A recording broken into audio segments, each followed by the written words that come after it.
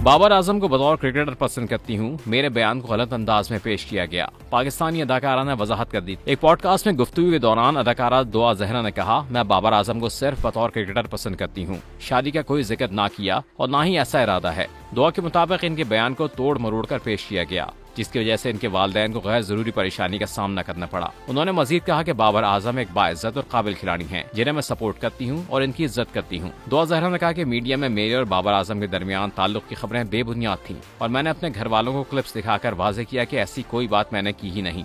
अदाकारा ने अपील की कि बातों को सयाक सबाक के मुताबिक लिया जाए ताकि गलत फहमियां ना फैलें।